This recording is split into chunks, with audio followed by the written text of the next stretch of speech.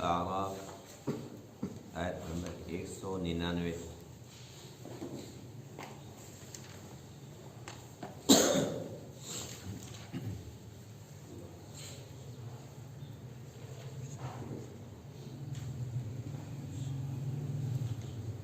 اعوذ باللہ من الشیطان الرجیم، بسم اللہ الرحمن الرحیم،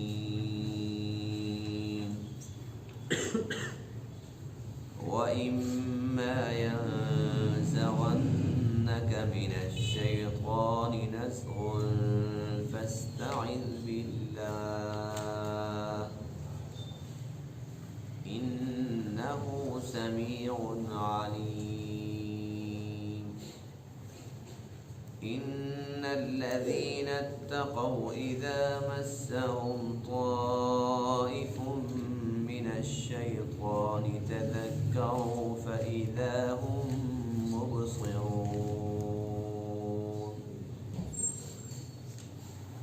وَإِخْوَانُهُمْ يَمُدُّونَهُمْ فِي الْغَيِّ ثُمَّ لَا يُقْصِرُونَ، وَإِذَا لَمْ تَأْتِهِمْ بِآيَةٍ قَالُوا لَوْلَا اجْتَبَيْتَهَا قُلْ إِنَّمَا أَتَّبِعُ مَا يُوحَى إِلَيَّ مِنْ رَبِّي هَذَا بَصَائِرُ مِنْ رَبِّكُمْ وَهُدًى وَرَحْمَةٌ لِقَوْمٍ يُؤْمِنُونَ۔ صدق اللہ العظیم۔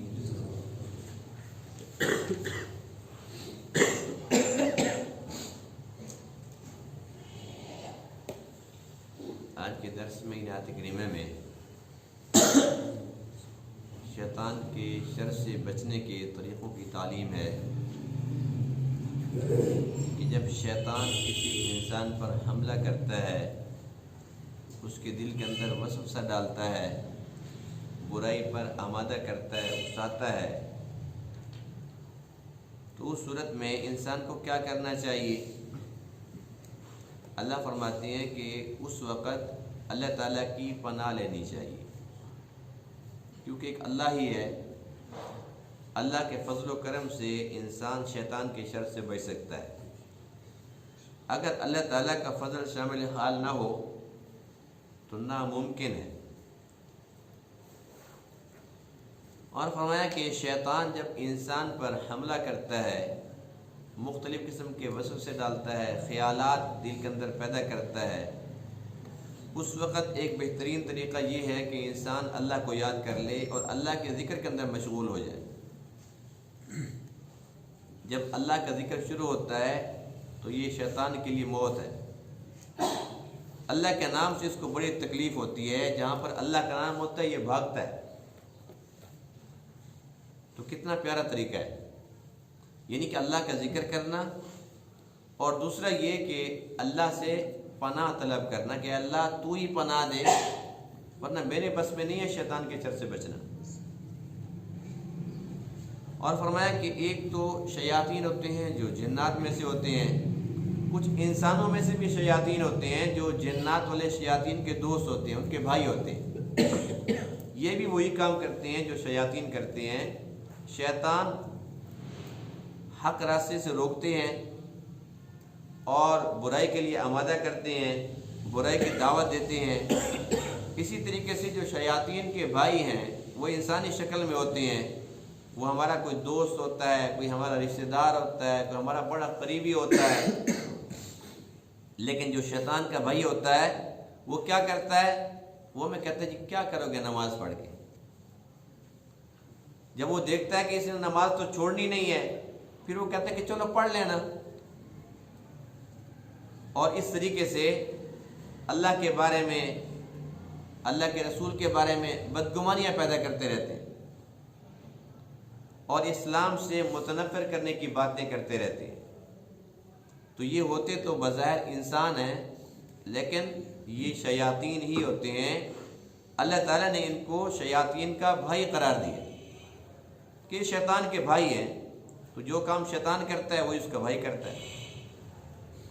اور ایسے ہی شیاطین جو اللہ کے نبی کے پاس آتے تھے اور یہ مختلف قسم کے نشانیاں طلب کرتے تھے کہ ہم تو فلاں معجزہ دیکھنا چاہتے ہیں، جب اللہ کے نبی ان کو نہ دکھاتے اور آپ فرماتے کہ یہ تو اللہ کے اختیار میں ہے، تو یہ پتہ کیا کہتے تھے کہ آپ خود ہی کوئی نہ کوئی کام کر لیا کریں۔ نعوذ باللہ من ذالک، یعنی کہ شیاطین ہوتے ہیں نا کہ خود ہی کوئی نہ کوئی محنت کر لیا کرو، اگر اللہ کی طرف سے کلام نہیں آ رہا تو خود بنا لو۔ یہ ایسے شیاطین تھے۔ تو اللہ تعالیٰ نے اپنے پیارے حبیب علیہ السلام کو حکم دیا کہ آپ ان سے ارشاد فرما دیجئے کہ میرے بس کی بات نہیں ہے، یہ معجزہ یہ اللہ کی قدرت ہوتی ہے، وہ نبی کے ہاتھ پر ظاہر کر دیتا ہے، اس میں نبی کا اپنا ذاتی کوئی اختیار نہیں ہے۔ تو ہر قسم کے شیاطین سے بچنے کے لیے بہترین طریقہ یہ ہے کہ انسان اللہ سے دوستی لگا لے، بے شک وہ جنات میں سے شیاطین ہوں یا انسانوں میں سے ہوں، وہ خود بخود اس سے دور ہو جائے گی۔ وَإِمَّا يَنزَغَنَّكَ مِنَ الشَّيْطَانِ نَزْغٌ، اور اگر برانگیختہ کرے ابھارے تجھے شیطان کی طرف سے نزغن چھیڑ چھاڑ، یعنی کہ شیطان کی طرف سے کوئی اثر پہنچتا ہے، فاستعذ باللہ، تو اللہ کے ساتھ پناہ طلب کیجئے، انہ سمیع علیم، بے شک وہ سب کچھ سننے والا سب کچھ جاننے والا ہے۔ ان الذین اتقوا، بے شک جو لوگ اللہ سے ڈرتے ہیں، اذا مسهم طائف من الشیطان، جب انہیں شیطان کی طرف سے کوئی خیال پہنچتا ہے، تذکروا، تو وہ فوراً یاد کر لیتے ہیں۔ کیا مقصد؟ اللہ کو یاد کر لیتے ہیں، اللہ کا ذکر کرنا شروع کر دیتے ہیں۔ فَإِذَا هُمْ مُبْصِرُونَ، بس اچانک وہ دیکھنے والے ہوتے ہیں۔ اللہ تعالیٰ ان کو بصیرت عطا کر دیتا ہے، دل کے آنکھ سے دیکھ لیتے ہیں کہ یہ شیطان کا حملہ تھا ہمارے اوپر۔ وَإِخْوَانُهُمْ، اور جو ان کے بھائی ہیں، یعنی کہ شیاطین کے جو بھائی ہیں، يَمُدُّونَهُمْ فِي الْغَيِّ، وہ ان کو گمراہی کے اندر دھکیلتے ہیں۔ ثُمَّ لَا يُقْصِرُونَ، پھر اس کے اندر وہ کوتاہی بھی نہیں کرتے۔ وَإِذَا لَمْ تَأْتِهِمْ بِآيَةٍ، اور اگر آپ ان کے پاس کوئی نشانی نہیں لے آتے، قالوا، تو یہ شیاطین کہتے ہیں، لو لجتبیتها، کہ آپ خود کیوں نہیں ایک نشانی چن لیتے۔ قل، آپ فرما دیجئے، انما اتبع ما یوحى الی من ربی، بے شک میں تو اتباع کرتا ہوں اس چیز کی جو وحی کی جاتی ہے میری طرف میرے رب کی جانب سے۔ ھذا بصائر من ربکم، یہ بصیرت کی باتیں ہیں تمہارے رب کی طرف سے، وہدن، اور یہ ہدایت کی باتیں ہیں اور رحمت کی باتیں ہیں، لقوم یؤمنون، ان لوگوں کے لیے جو ایمان رکھتے ہیں، جو ایمان رکھتے ہیں ان کے لیے ہدایت اور رحمت کی باتیں۔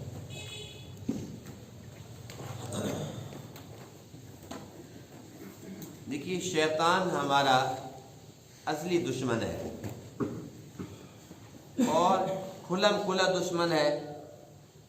ہر ایک مومن کو اس بات کا علم ہے کہ یہ وہ ہمارا دشمن ہے جس نے اللہ کے سامنے بڑی پکی پکی قسمیں کھائی تھی کہ اللہ تیری عزت کی قسم، تیرے جلال کی قسم، قال فبعزتک لاغوینہم اجمعین، کہ میں ان سب کو گمراہ کر کے چھوڑوں گا۔ جو اس نے قسم اٹھائی تھی نا، وہ اس کام میں لگا ہوا ہے، وہ اپنے کام کے اندر بڑا مخلص بھی ہے، اپنے کام کے اندر مگن ہے، لگا ہوا ہے۔ اس کا مشن ہی یہی ہے کہ وہ اللہ کے بندوں کو اللہ سے دور کرے۔ اس کا مشن یہ ہے کہ تمام کے تمام انسان اللہ تعالیٰ کے نافرمان ہو جائے۔ بہرحال اللہ تعالیٰ کا احسان عظیم ہے کہ جب شیطان نے قسمیں کھائی نا، اے اللہ تیری عزت کی قسم میں ان کو گمراہ کروں گا، تو اللہ تعالیٰ نے بھی قسم کھائی کہ تو ان کو گمراہ کرے گا تو میں کیا کروں گا، اگر یہ توبہ کریں گے تو میں ان کی توبہ کو قبول کر لوں گا۔ اللہ تعالیٰ کا کتنا بڑا احسان ہے۔ اب شیطان جب انسان کا دشمن ہے تو اللہ تعالیٰ کا فضل، اللہ تعالیٰ کا کرم یہ ہے کہ اس نے اس دشمن سے بچنے کے لیے ہمیں بڑے پیارے پیارے طریقے تعلیم فرمائے۔ تم شیطان سے کیسے بچ سکتے ہو؟ تو اللہ خود فرما رہے ہیں نا، فاستعذ باللہ، یہ قرآن کی بات ہے، اللہ کی بات ہے۔ اللہ فرماتے ہیں کہ تم فوراً میرے پاس آ جاؤ، میرے ساتھ تعلق قائم کر لو، مجھ سے مدد مانگو کہ یا اللہ شیطان نے میرے پر حملہ کر دیا، میں کیا کروں؟ جب تم میرے پاس آ جاؤ گے، میری پناہ میں آ جاؤ گے، تو اللہ بھی طاقتور، اس کی پناہ بھی طاقتور ہے۔ جب انسان اللہ کی پناہ میں آ جائے گا تو وہ تو اللہ کے امان میں آ گیا۔ اب شیطان خود بخود بھاگ جائے گا کہ اب یہاں میرا بس نہیں چلتا، یہاں میری دال نہیں گلتی۔ اب فاستعذ باللہ کی تفسیر میں لکھا ہے کہ اللہ تعالیٰ سے پناہ مانگنی ہے، تو وہ اللہ کی پناہ کن الفاظ کے ساتھ مانگنی چاہیے؟ اس میں ایک لفظ ہے اعوذ باللہ من الشیطان الرجیم۔ یہ ایسا لفظ ہے کہ جب ہم پڑھتے ہیں تو شیطان بھاگ جاتا ہے۔ اسی طریقے سے لا حول ولا قوت الا باللہ العلی العظیم، استغفر اللہ الذی لا الہ الا هو الحی القیوم واتوب الیہ، استغفر اللہ ربی من کل ذنب واتوب الیہ، یا خالی استغفر اللہ۔ ایک حدیث پاک میں ہے کہ جو شخص فجر کی نماز کے بعد چوتھا کلمہ 100 مرتبہ پڑھتا ہے، کتنی مرتبہ؟ 100 مرتبہ، شام تک اللہ تعالیٰ شیطان پر پابندی لگا دیتا ہے کہ اس شخص کے تو نے قریب ہی نہیں جانا۔ یعنی کہ اللہ تعالیٰ کے حصار میں، حفاظت میں انسان چلا جاتا ہے اور شام تک شیطان اس کے قریب بھی نہیں آ سکتا۔ اور حدیث پاک میں ہے کہ اگر اس شخص کی سمندر کے جھاگ کے برابر بھی خطائیں ہوں، اللہ سب کے سب معاف فرما دیتا ہے۔ اور یہ شخص شام کے ٹائم یعنی کہ مغرب کے بعد پھر یہ 100 مرتبہ چوتھا کلمہ پڑھ لیتا ہے تو صبح تک پھر اللہ تعالیٰ شیطان کو پابند کر دیتا ہے کہ تو نے اس کے قریب نہیں جانا۔ اور پھر وہی فضیلت اس کو ملتی ہے کہ اگر سمندر کے جھاگ کے برابر بھی خطائیں ہوں، اللہ تعالیٰ معاف فرما دیتا ہے۔ تو کتنا پیارا وظیفہ ہے چوتھا کلمہ، کیونکہ اس کے اندر کیا ہے؟ توحید ہے، اور توحید سے شیطان کی جان جاتی ہے۔ اللہ تعالیٰ کو سب سے زیادہ پسند توحید ہے۔ جب انسان 100 مرتبہ توحید کا اقرار کرتا ہے، 100 مرتبہ بار بار اقرار کیے جا رہا ہے، اور وہ بھی توحید کا، چوتھا کلمہ پڑھتا ہے تو اللہ فرماتے ہیں کہ اب میری رحمت نہیں برسے گی تو کیا برسے گی؟ اب میرا فضل، میرا کرم تیرے ساتھ ہے، اور اب تیرا دشمن اگر کچھ کرنا بھی چاہے تو وہ ناکام ہوگا، کچھ نہیں کر پائے گا۔ آسان طریقہ کہ مشکل ہے۔ اب جو لوگ کہتے ہیں جی ہم نماز پڑھنے کی کوشش تو کرتے ہیں لیکن پڑھ نہیں سکتے، چھوٹ جاتی ہے، ہم کوشش تو کرتے ہیں کہ کوئی گناہ نہ کریں، صبح سے شام تک پیرو ہو جاتے ہیں، تو اس حدیث پاک میں اس کا طریقہ، اس کا علاج ارشاد فرما دیا کہ چوتھا کلمہ پڑھ لیا کرو، خود بخود تم گناہوں سے بچ جاؤ گے۔ اس لیے کہ گناہ پر آمادہ کرنے والا، گناہوں کے خیالات اور وسوسے دل میں لانے والا، وہ تمہارے قریب ہی نہیں آئے گا۔ گناہ کرانے والا خود جب تم سے دور چلا جائے گا تو خود بخود تم گناہ سے بچ جاؤ گے۔ اس لیے ہمیں چاہیے کہ ہم اپنے معمولات کے اندر اس چوتھے کلمہ کو شامل کر لیں، ہر روز صبح شام اس کو 100 مرتبہ پڑھنا چاہیے۔ اللہ فرماتے ہیں کہ جب متقی لوگ، مومن لوگ، جب شیطان وسوسہ ڈالتا ہے، ان کو ورغلاتا ہے، بہکاتا ہے، تذکروا، تو وہ اللہ کو یاد کرتے ہیں۔ یہ اللہ کا ذکر، یہ بھی اللہ تعالیٰ کا بڑا انعام ہے۔ ایک آیت میں ارشاد فرمایا کہ وَمَن يَعْشُ عَن ذِكْرِ الرَّحْمَنِ نُقَيِّضْ لَهُ شَيْطَانًا فَهُوَ لَهُ قَرِينٌ، جو اللہ کے ذکر سے اعراض کرتا ہے، یعنی کہ ذکر نہیں کرتا، تو اللہ فرماتے ہیں کہ ہم خود بطور سزا اس کے اوپر شیطان کو مسلط کر دیتے، یعنی کہ ذکر نہ کرنے والے، جو ذکر نہیں کرتے اور غافل ہیں، اللہ کی یاد سے غافل ہیں، بطور سزا ان کے اوپر شیطان مسلط ہے۔ اور فرمایا کہ جب شیاطین مسلط ہو جاتے ہیں وہ کیا کرتے ہیں؟ وَإِنَّهُمْ لَيَصُدُّونَهُمْ عَنِ السَّبِيلِ، وَيَحْسَبُونَ أَنَّهُمْ مُهْتَدُونَ، یہ سیدھے راستے سے ان کو روکتے ہیں۔ تو کہتے ہیں بھئی کیا کرے گا نمازیں پڑھ کے، بس چھوڑ پڑے، اپنا کاروبار کر لے، یعنی کہ نیک راستے سے روکتے ہیں، ہدایت کے راستے سے، توحید کے راستے سے، نیکی کے راستے سے روک دیتے ہیں، برے کام کراتے ہیں۔ اور اس کے برعکس جو بندہ اللہ کا ذکر کرتا ہے، حدیث پاک میں کہ جب تک یہ ذکر کرتا رہتا ہے شیطان اس سے دور رہتا ہے۔ حدیث پاک میں کہ جب ایک انسان رات کے وقت سو جاتا ہے تب شیطان یہ کہتا ہے کہ اس وقت اس کے سارے راستے بند ہو گئے، جن سے میں گناہ کرا سکتا تھا، ہاتھوں سے گناہ کرانے تھے، اب تو سویا پڑا ہے، ہاتھوں سے کچھ بھی نہیں کر سکتا۔ پاؤں سے گناہ کرانے تھے، اب تو سویا پڑا ہے، پاؤں سے چلتا ہی نہیں ہے۔ تو شیطان کیا کرتا ہے، حدیث پاک میں کہ اس کی ناک کے اوپر آ کر بیٹھ جاتا ہے۔ ہمیں تو محسوس نہیں ہوتا، شیطان کے دوست جو بنے ہوئے ہیں، لیکن جو کہ حدیث پاک میں ہے اس لیے حق سچ ہے۔ ہر ایک انسان کے ناک پر اس کے سوتے وقت شیطان آ کر بیٹھ جاتا ہے، اور حدیث پاک میں ہے کہ ناک کے راستے سے وہ پھونکے مارتا ہے جو انسان کے دل پر پہنچتی ہے، اور ان پھونکوں سے کیا ہوتا ہے کہ انسان غفلت کی نیند سو جاتا ہے۔ اور حدیث پاک میں ہے کہ پھر انسان اگر غفلت میں پڑا رہتا ہے اور فجر کی نماز بھی نہیں پڑھتا، سویا پڑا ہے، تو یہ اللہ کے نبی کی بات ہے جو حق سچ ہے کہ شیطان فجر کی نماز کے بعد جب سورج طلوع ہو جاتا ہے تو اس کے کان کے اندر پیشاب کر دیتا ہے، اور اس کے بعد پھر یہ یوں کہتا ہے کہ میں کامیاب ہو گیا۔ کیا کہتا ہے کہ میں کامیاب ہو گیا۔ اب اگر کوئی بندہ یوں کہ جی میری تو ناک پہ بوجھ ہی نہیں ہوتا، وہ کیسے میری ناک پہ بیٹھا ہوتا ہے، اچھا میرے کان میں پیشاب کیا مجھے تو پتہ ہی نہیں چلا۔ ہمیں پتہ چلے یا نہ چلے، لیکن اللہ کے نبی کی بات ہے وہ حق سچ ہے کہ ایسا ہی ہوتا ہے۔ اس لیے کہ دیکھو ہم تو غافل لوگ ہیں، ہم تو اندھے لوگ ہیں، ہمیں تو نہیں معلوم۔ اب حدیث پاک میں کیا آتا ہے کہ جب انسان وضو کرتا ہے تو جس عضو کو وہ دھو دیتا ہے، ہاتھ کو اور کلی کرتا ہے، پھر ناک میں پانی ڈالتا ہے، پھر چہرہ دھوتا ہے، ہر عضو کے ساتھ اس کے گناہ جو اس عضو کے ساتھ ہوتے ہیں وہ دھل جاتے ہیں۔ ہمیں تو نظر نہیں آتے نظر کسی کو، لیکن جو آنکھوں والے ہوتے ہیں اللہ تعالیٰ ان کو دکھا دیتا ہے۔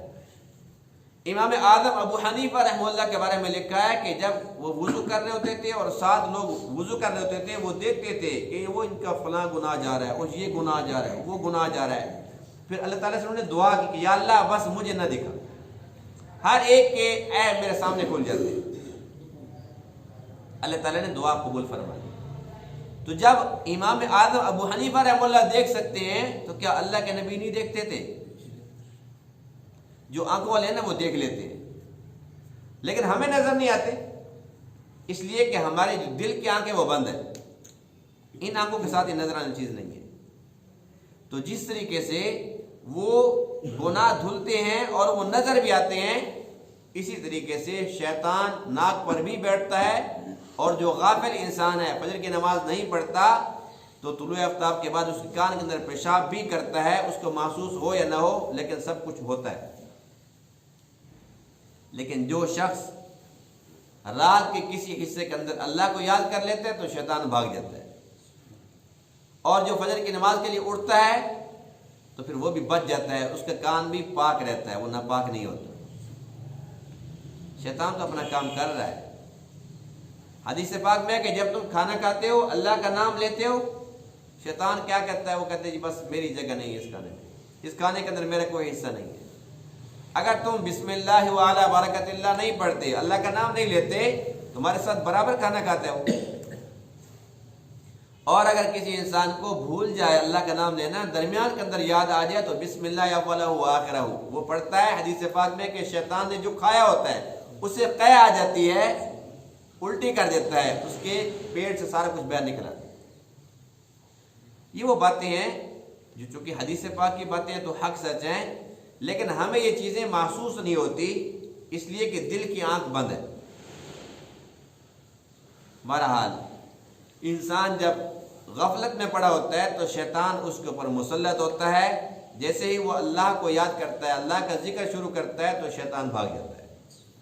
جیسے کہ حدیث پاک میں ہے کہ جب اذان ہوتی ہے، کیونکہ اذان کے اندر اللہ تعالیٰ کا نام بلند ہوتا ہے، اللہ اکبر اللہ اکبر، تو جہاں جہاں تک آواز جاتی ہے شیطان بھاگ جاتا ہے۔ شیطان ہمارا دوست ہے کہ دشمن ہے؟ لیکن آج کل ہم نے اس کو دوست بنا لیے۔ دنیاوی لحاظ سے کوئی انسان اگر ہمارے باپ کو، دادا کو، بھائی کو اگر کوئی گالی دے دیتا ہے، بدتمیزی سے پیش آ جاتا ہے، کوئی لڑائی کر لیتا ہے، تو ہم کیا کرتے ہیں؟ دل کے اندر بغض اور کینہ پال لیتے ہیں۔ اس نے میرے باپ کو یوں کہا تھا، اس نے میرے دادا کو یوں کہا تھا، اس نے میرے بھائی کے ساتھ یہ سلوک کیا تھا۔ لیکن یہ شیطان جو لعنتی ہے، ہمارا اصلی دشمن ہے، اس نے ہمارے باپ کے ساتھ مقابلہ کیا، آدم علیہ السلام کے ساتھ کیے کہ نہیں کیا؟ ان کو جنت سے نکلوایا کہ نہیں نکلوایا؟ تو پھر ہماری غیرت کہاں چلی گئی؟ ہمارے باپ کے ساتھ مقابلے کرتا رہا، ہمارے باپ کو جنت سے نکلوا دیا، اور ہم پھر اس کے ساتھ دوستی لگا کے پھر رہے۔ دوستی ہے کہ نہیں ہے؟ ہر بات اسی کی مانتے ہیں نا۔ ادھر تو کہتے ہیں نہیں جی نہیں، وہ تو بڑا شیطان، توبہ توبہ، بڑا لعنتی ہے، اس کو گالیاں بھی دیتے رہتے ہیں، لیکن ساتھ ساتھ یہ ہے کہ وہ جو کہتا ہے کرتے وہی۔ ہر خوشی غمی کے اندر اللہ کے نبی کا طریقہ موجود ہے، لیکن ہم کہتے ہیں کہ نہیں، جو شیطان کہے گا ہم نے وہ کرنا، اور ہم خوشی غمی کے موقع پر اللہ کو، اللہ کے رسول کو بھول جاتے ہیں۔ بڑے بڑے پکے نمازی، بڑے بڑے متقی پارسا، تقوی بھی غیب، نمازی بھی غیب، اور ہر بندہ کہتا ہے جی بیچارہ مجبور تھا، جی شادی تھی، بظاہر فوت کی والے گھر تھا، جی کیا کرتا۔ اللہ کے بندو، خوشی کا موقع یا غمی کا، شیطان کا تو مقابلہ کرنا ہے۔ اللہ کے نبی کی سنت کے مطابق خوشی منانی ہے، غمی منانی ہے، لیکن ہم نے اللہ کو، اللہ کے رسول کو چھٹی دے دینی تھی اس ٹائم۔ ہم بھی مطمئن ہوتے ہیں، پورا کا پورا معاشرہ کیا کہتا ہے جی بالکل ٹھیک ہے، جی بیچارہ مجبور تھا، کیا کرتا ہے۔ تو اس لیے شیطان دشمن ہے۔ اللہ کیا فرماتے ہیں؟ ان الشیطان لکم عدو فاتخذوه عدوا، دشمن ہے، اس کو دشمن ہی سمجھو۔ یہ کیا بات ہوئی؟ ادھر تم گالیاں بکتے ہو اس کو، اور پھر تم اسی کا کہا مانتے ہو، اسی کی تم اتباع کرتے ہو۔ اگر کوئی انسان شیطان کے ساتھ دوستی لگاتا ہے تو شیطان کے پاس لعنت کے خزانے ہیں۔ کس چیز کے؟ اللہ نے فرمایا تھا نا وَإِنَّ عَلَيْكَ لَعْنَتِي إِلَى يَوْمِ الدِّينِ، کہ قیامت کے دن تک تیرے اوپر میری لعنت پڑتی رہے گی۔ تو شیطان کے پاس کس چیز کے خزانے ہیں؟ اور رحمان کے پاس رحمت ہے۔ اب یہ ہماری اپنی مرضی ہے کہ ہمیں لعنت چاہیے کہ رحمت چاہیے۔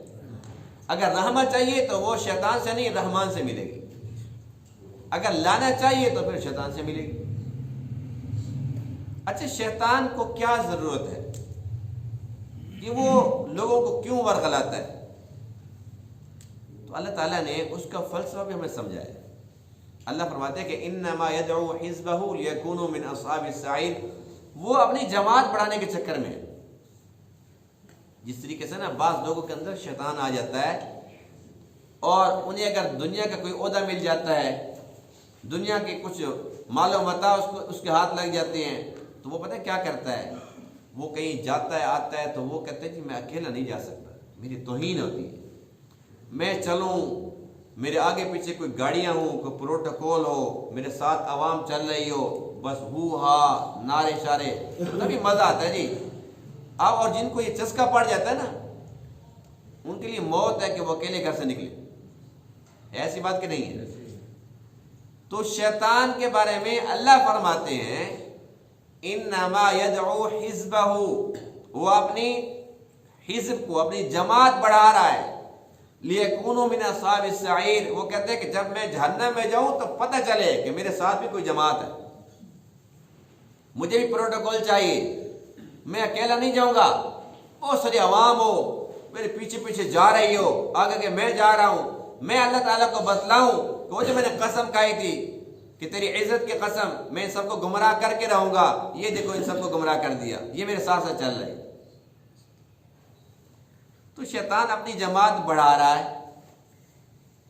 اور دوسری طرف اللہ کے نبی فرماتے ہیں کہ میں نے اپنی امت کو بڑھانا ہے، جو میرے ماننے والے ہیں، جو مجھ پر ایمان لانے والے ہیں، میں ان کے آگے آگے ہوں گا اور وہ میرے پیچھے پیچھے ہوں گے۔ میں اس بات پر فخر کروں گا کہ میری امت سب سے بڑی ہوگی۔ اب بتلائیں کہ دو جماعتیں ہیں، ان میں سے کون سی جماعت اچھی ہے؟ جی اللہ کے نبی والی۔ لیکن ہم کام وہ کر رہے ہیں کہ ہم شیطان کی جماعت کا حصہ بنے ہوئے ہیں۔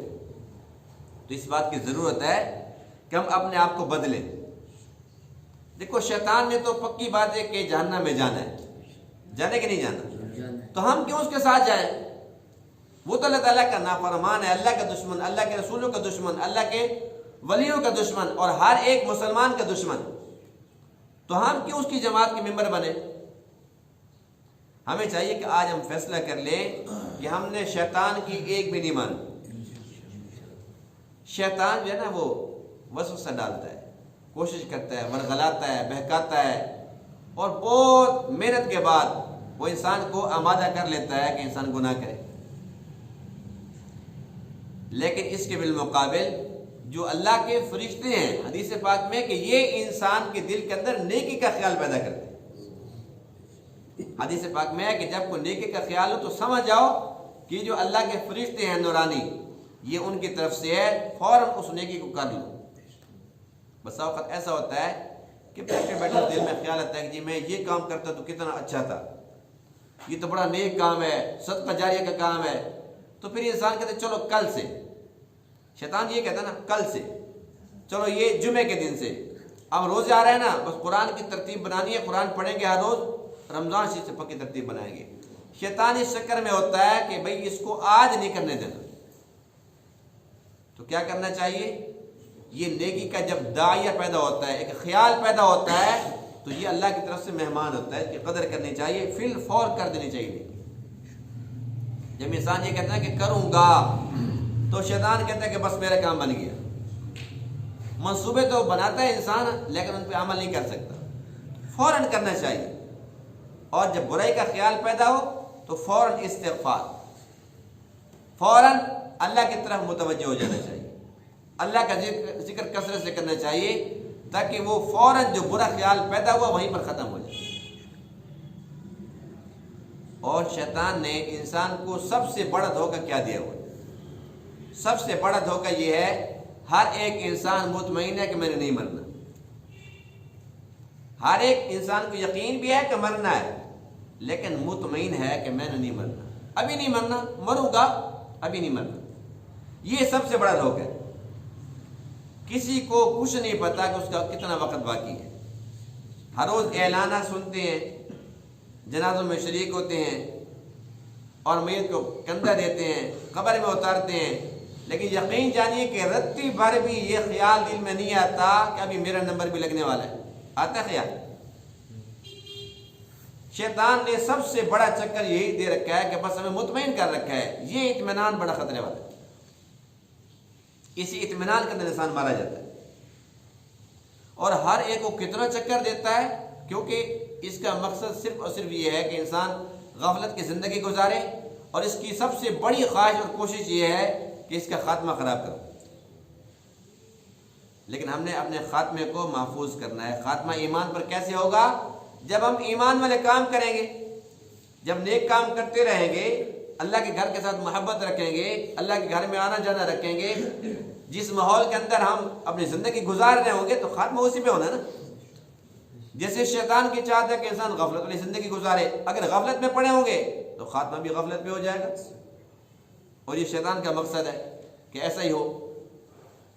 تو اس لیے شیطان نے جو ہمیں مطمئن کر رکھا ہے، اس اطمینان کی کیفیت سے بھی نکلنا۔ پھر اللہ فرماتے ہیں کہ ایک تو شیاطین ہیں جو جنات میں سے ہیں، وَإِخْوَانُهُمْ، اور ان کے بھائی بھی ہیں، جیسے کہ قرآن مقدس میں ہے ان المبذرین کانوا اخوان الشیاطین، جو فضول خرچ ہیں شیطان کے بھائی ہیں۔ تو اسی طریقے سے کچھ ایسے لوگ ہوتے ہیں جو انسان ہوتے ہیں لیکن وہ ہوتے شیطان ہیں، انسانوں میں سے۔ سورۃ الناس میں اللہ نہیں فرماتے الذی یوسوس فی صدور الناس، شیطان لوگوں کے دلوں کے اندر وسوسہ ڈالتا ہے، من الجنۃ والناس، وہ جنات میں سے بھی ہو سکتا ہے، والناس انسانوں میں سے بھی ہو سکتا ہے۔ تو بعض انسان ہوتے ہیں، وہ ہمارے دوست ہوتے ہیں، ہمارے بڑے چہیتے ہوتے ہیں، رشتہ دار ہوتے ہیں، یا صرف دوست ہوتے ہیں، وہ بھی ہمیں مس گائیڈ کرتے ہیں، ورغلاتے ہیں، اچھی باتوں سے روکتے ہیں اور بری محفلوں میں لے کے جاتے ہیں، اور یہ چلتے ہیں اور میرے ساتھ چلو، ابھی تک تو نے یہ چیز نہیں دیکھی، ابھی تک یہ کام نہیں کیا۔ تو ان شیاطین سے بھی بچنا ہے۔ اور اس کا حل کیا ہے؟ ایسے شیاطین سے ہم کیسے بچ سکتے ہیں؟ اللہ کا ذکر کثرت سے کرنا ہے، اور اللہ کے جو مقرب لوگ ہیں، جو اولیاء کرام ہیں، ان کے ساتھ تعلق بنانا ہے۔ جب ان کی محفلوں میں جائیں گے، جب انسان اچھی محفل میں جاتے تو اچھا بنتا ہے، جب بری محفل میں جاتے تو برا بنتا ہے۔ کتنے لوگ ہم معاشرے میں دیکھتے ہیں کہ بڑے اچھے ہوتے ہیں بیچارے، نمازی ہوتے ہیں، متقی ہوتے ہیں، پھر وہ ان کے جو دوست ہوتے ہیں وہ برے ہوتے ہیں، اور ان کو پھر وہ برائی پر لگاتے لگاتے نشے پر لگا دیتے ہیں، اور برے کاموں پر، چوری پر لگا دیتے ہیں، ڈاکے پر لگا دیتے ہیں، ہر قسم کی بدکاری پر لگا دیتے ہیں۔ پھر لوگ کیا کہتے ہیں؟ کتنا اچھے گھر کا تھا جی، کتنا نیک تھا جی، فلاں اس کے دوست سے وہ برے تھے، انہوں نے اس کو خراب کر دیا۔ تو یہ شیاطین ہی تو تھے، ان سے بچنے کا حکم تھا، اللہ نے سارا کچھ پہلے بتلا دیا تھا۔ تو اس کا حل یہ ہے کہ انسان کو دوست اچھے بنانے چاہیے، جو شیطان کے دوست نہ ہوں، جو رحمان کے دوست ہوں۔ جب انسان اچھے دوست بناتا ہے، خود اچھا نہ بھی ہو تو اس کے دوست اس کو اچھا کر دیتے۔ اس کا دل نہیں چاہ رہا کہ فلاں جگہ ایک نورانی محفل ہے، اللہ کے بزرگ آ رہے ہیں، کوئی نیک آ رہے ہیں، کوئی بہت بڑے عالم آ رہے ہیں، تو وہاں پر کوئی دین کی بات ہوگی، یہ نہیں جانا چاہتا۔ دوست اچھے ہیں، وہ کہتے ہیں چلو بھی چلو، اس کو زبردستی گھیر کر لے جاتے ہیں، اور اس کا ایمان تازہ ہو جاتا ہے، اور ہر ایک اچھے کام کے لیے اس کو کہتے ہیں چلو۔ تو اس لیے برے دوستوں سے بچنا ہے، دوست اچھے بنانے ہیں، جو ہمارے دین کے اندر ہمارا تعاون کرنے والے، جو ہماری نیکی کے اندر ہمارے ساتھ تعاون کرنے والے، ایسے دوست بنانے چاہیے۔ انشاءاللہ انسان اگر ان چھوٹی چھوٹی باتوں کو سمجھ لیتا ہے، جو کہ انسان کے اپنے فائدے کی باتیں، اگر انسان ان کو سمجھ لیتا ہے، اس کے مطابق زندگی گزارتا ہے، تو اس کو کوئی غم نہیں ہے۔ اس لیے کہ اس کے دوست اچھے، وہ رحمان کے دوست، تو یہ بھی رحمان کا دوست، اور اللہ جس کا دوست ہو جاتا ہے، اللہ تعالیٰ اس کو ہر قسم کی تاریکیوں سے نکال دیتا ہے۔ اللہ اس کی زندگی کے اندر نور بھر دیتا ہے، ایمان کا، تقوی کا، اعمال صالحہ کا۔ بہرحال انسان جتنا بھی نیک بن جائے، لیکن پھر بھی انسان تو انسان ہی رہے گا، اس لیے اسے چاہیے کہ صبح و شام توبہ کرتا رہے، تاکہ جب بھی اللہ کی طرف سے بلاوا آئے تو یہ توبہ کے ساتھ۔ اللہ تعالیٰ اس بات کو سمجھنے عمل کرنے کی توفیق عطا فرمائے۔ وآخر دعوانا الحمدللہ رب العالمین۔